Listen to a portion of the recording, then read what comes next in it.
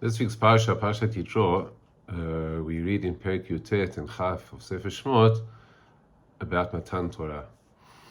In the events leading up to Matan Torah, Hashem tells Moshe to tell Am Yisrael to prepare in various different ways. Amongst them is Hashem telling Moshe to warn the people and to make sure that no one ascends Har Sinai during this event.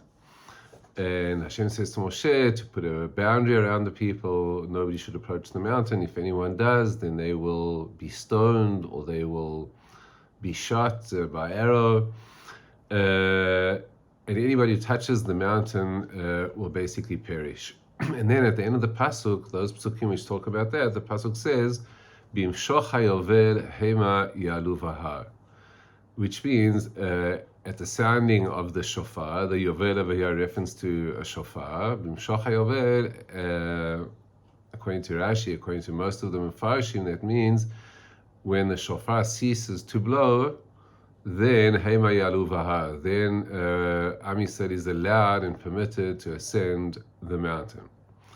Without spending too much time here in this framework on the technicalities of that pasuk and how something like the word bimshoch, which means to continue, according to this means to stop. As I said, suffices to say that Rashi and most of the Mefarshim explained that pasuk in that way, meaning that as long as there were sounds of the shofar, it was an indication that the Shekhinah, the presence of Hashem, would be on the mountain, and then nobody can ascend the mountain. However, when the shofar blowing stops, so then people would be allowed to ascend the mountain. Rav Shimshon Hirsch, in his commentary on the Chumash, has got a very interesting observation as to why this was so important, that at Matan Torah there would be a clear separation between exactly where the Shekhinah had descended on Har Sinai, where the Torah was coming from, versus where the people were. And Rav Hirsch, in his commentary, points out that unlike all religions and ideologies which stem from the human mind and the human persona, Judaism and Torah stems not from within us, not from us, but rather from Hashem himself. The Torah is min hashamayim.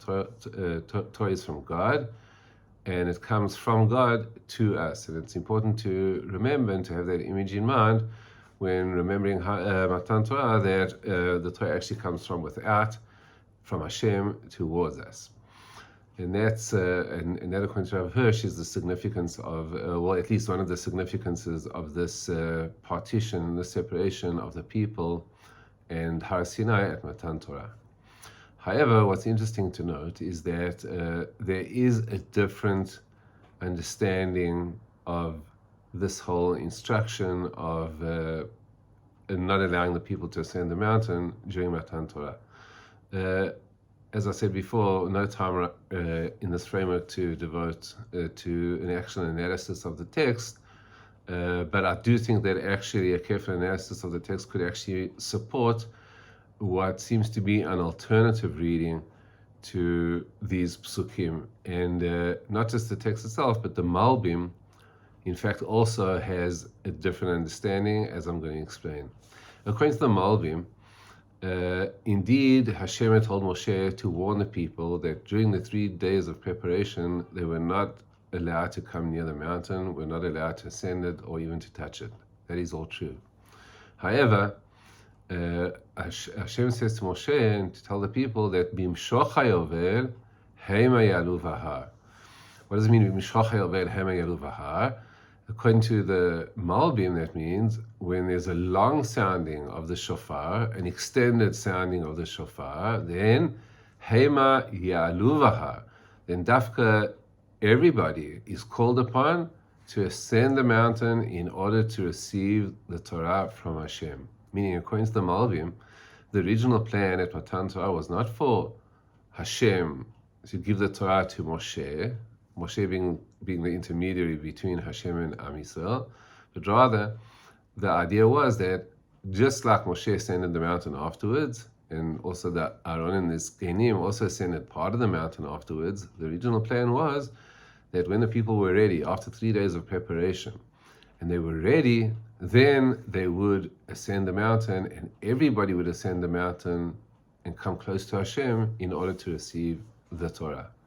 However, what happened at the time was that Am Yisrael, when they heard all the lightning and the thunder and the noises of the shofar, they got scared.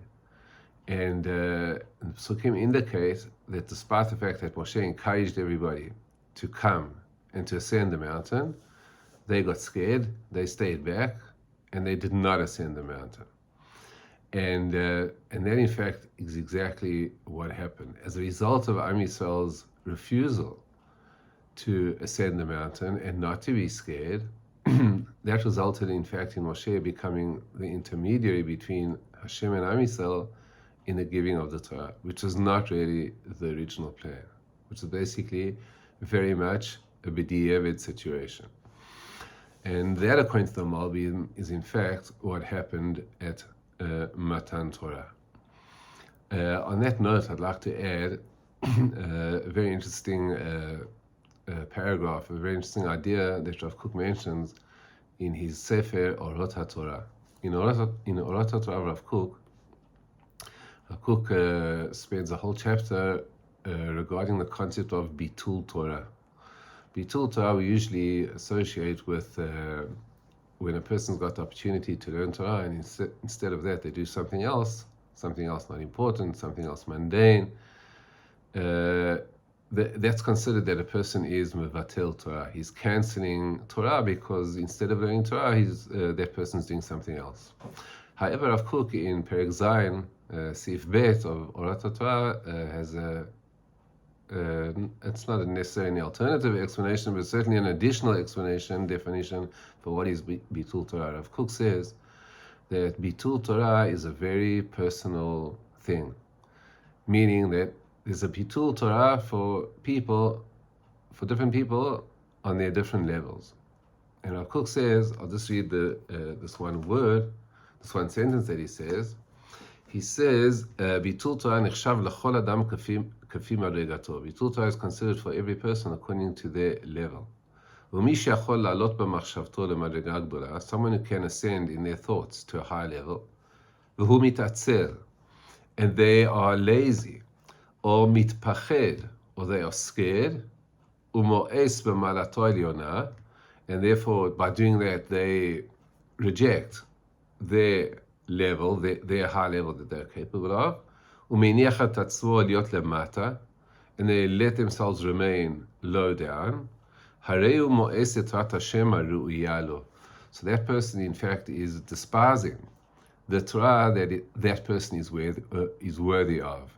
And that, according to Rav Kook, is the Bitul Torah of that person. Meaning, according to that, a person might be learning Torah, in fact, the whole day, but if a person is scared, or if a person is lazy, and they refrain from doing what they could do, that, according to Rav Kook, is Bitul Torah.